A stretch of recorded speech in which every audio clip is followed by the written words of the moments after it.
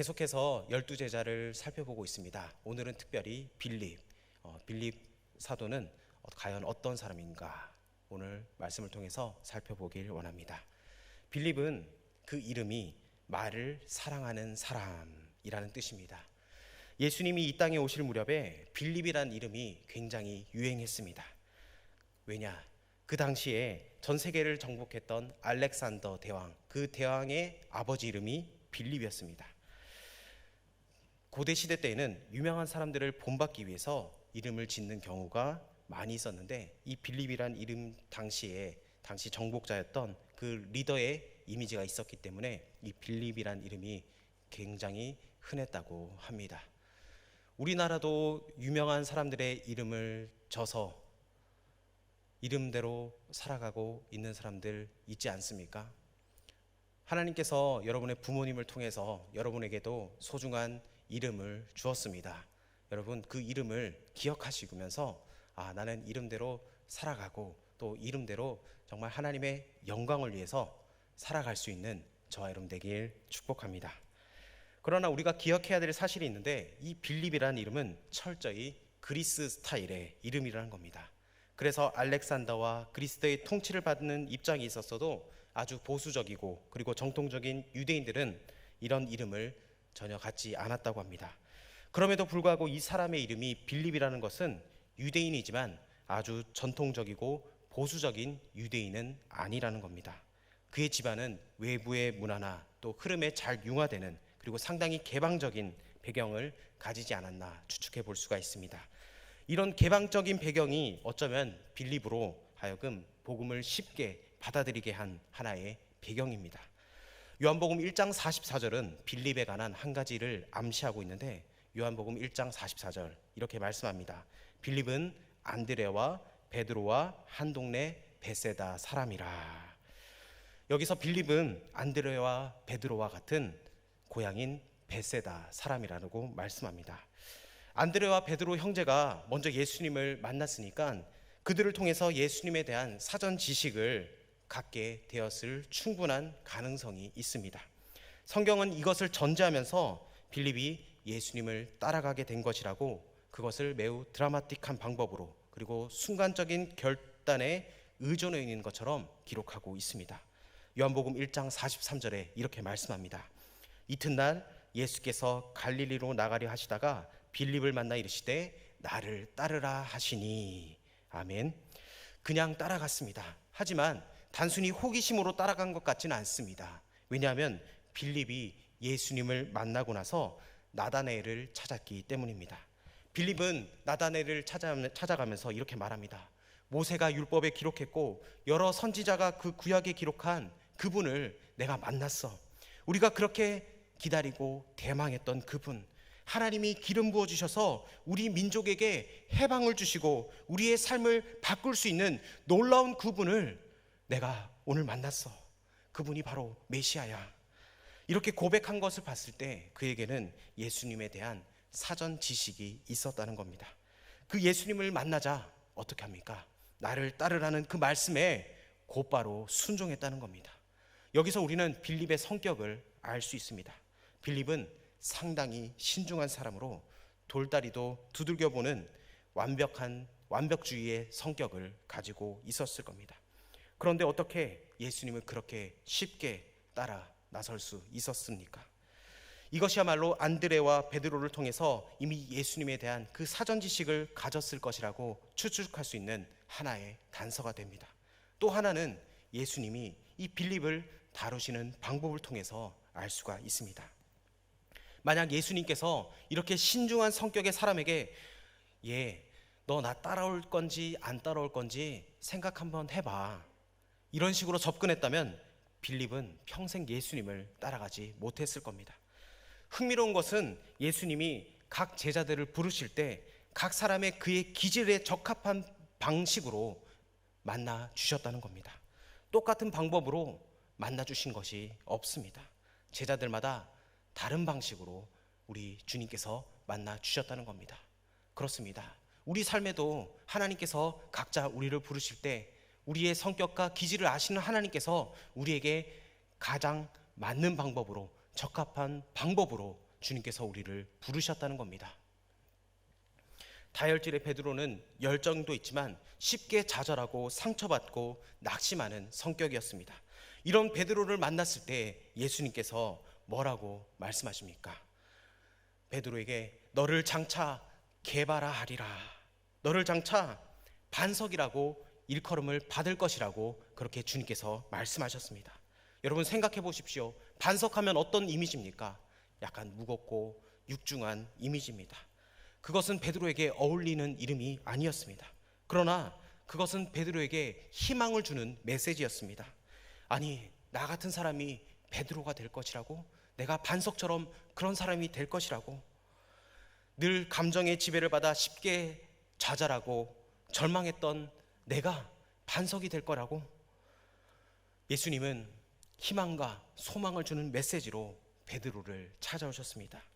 그런가 하면 안드레 혹은 또 사도 요한을 만났을 때 예수님은 어떤 방식으로 그들에게 접근했습니까? 그들이 따라오자 너희가 원하는 게 뭐냐? 무엇을 구하느냐? 이렇게 물으시자 그에 대한 대답으로 어디에 사십니까? 하고 묻자 와서 봐라, 가서 나와 교제하자, 이렇게 말씀합니다. 예수님이 이런 친근한 방법으로 그들을 교제의 장으로 불러내셨다는 겁니다. 하지만 빌립의 경우는 전혀 달랐습니다. 만나자마자 빌립, 잔소리하지 말고 일단 따라와, 이렇게 예수님이 강경하게 말씀합니다. 상당히 단도직입적인 말이지만 잘 따르지 않고 또 신중하게 생각하는 사람들에게는 그렇게 하는 것이 훨씬 더 좋은 접근 방법입니다. 이런 사람에게 생각할 시간을 준다면 평생 생각만 하다가 끝나는 경우가 많다는 겁니다.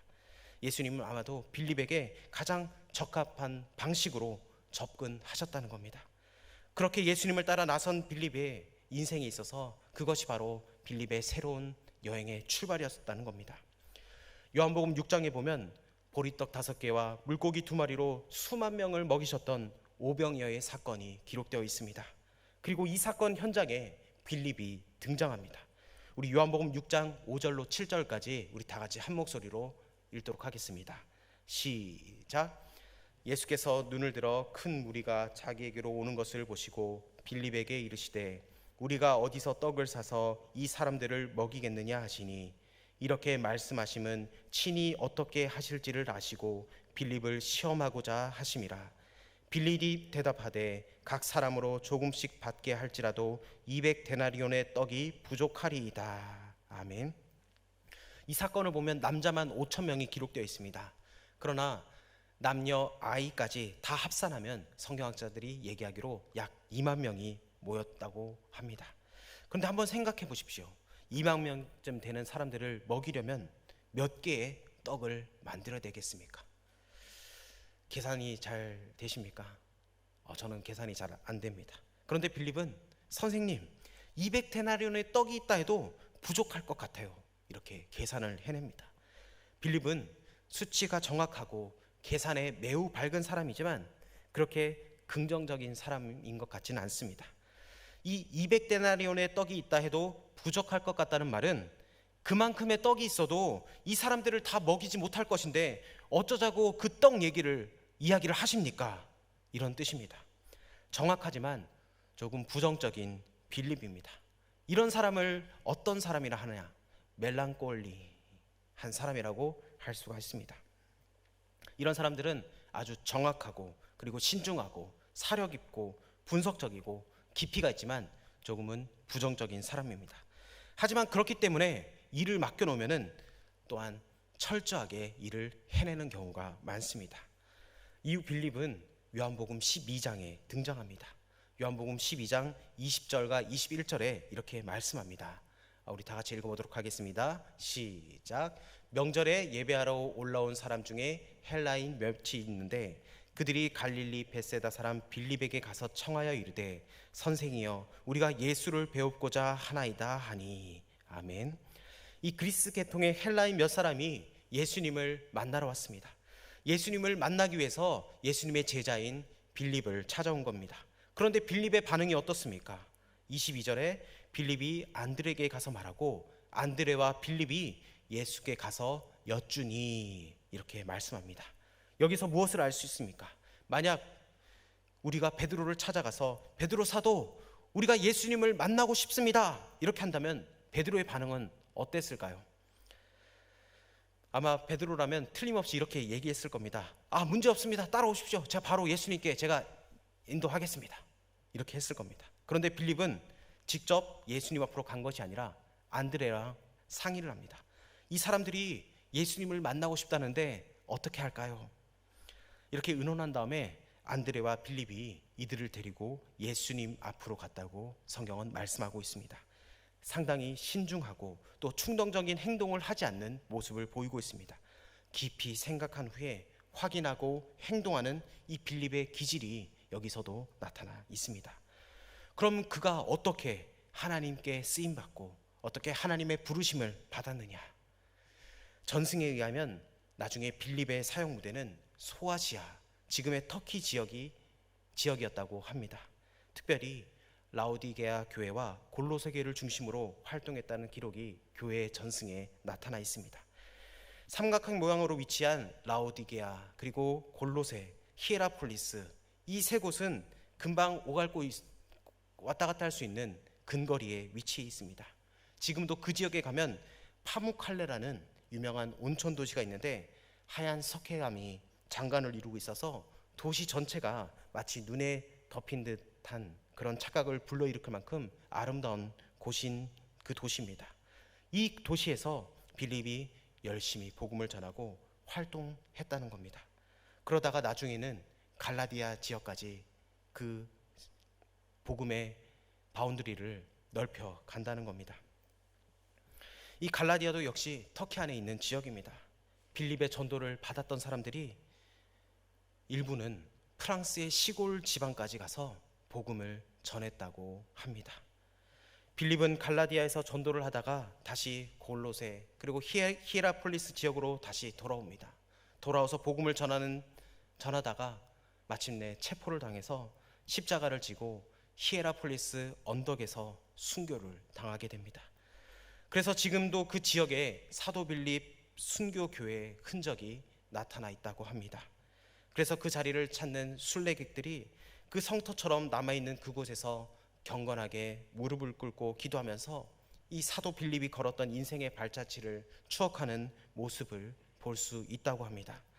빌립은 그렇게 주님을 위해서 복음을 전하다가 자신의 전 생애를 하나님 앞에 바쳤다는 겁니다.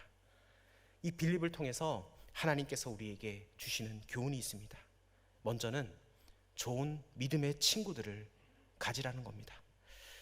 빌립 주변에는 항상 좋은 친구들이 있었습니다. 성경은 빌립을 혼자 언급하고 있지 않습니다. 빌립은 늘 누구와 더불어 같이 있다고 그리고 같이 있는 모습으로 성경은 이야기하고 있습니다. 요한복음 1장에서도 예수님을 만나고 와서 그 이야기를 누구랑 나눕니까?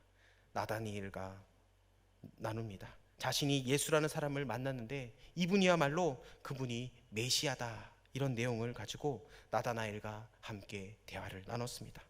그리고 헬라 사람들이 찾아왔을 때도 안드레와 함께 대화를 합니다.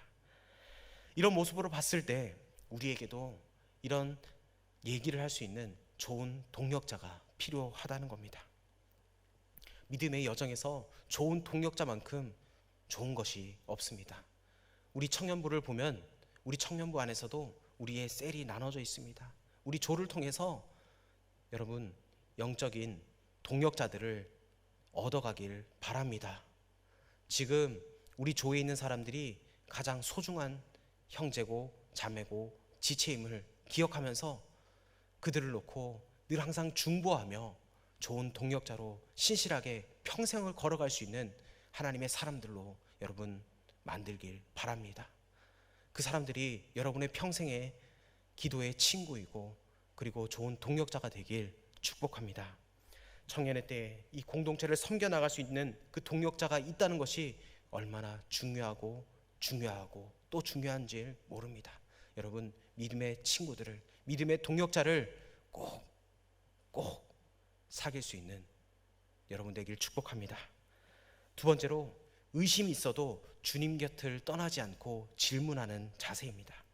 빌립에게는 여러 가지 의심이 있었습니다. 예수님을 그렇게 따라다니면서 그렇게 교훈을 받았음에도 하나님 아버지를 직접 보여달라고 요청합니다. 그러나 그런 의심이 있었음에도 불구하고 주님 곁을 떠나지 않았다는 겁니다. 그리고 계속 질문합니다.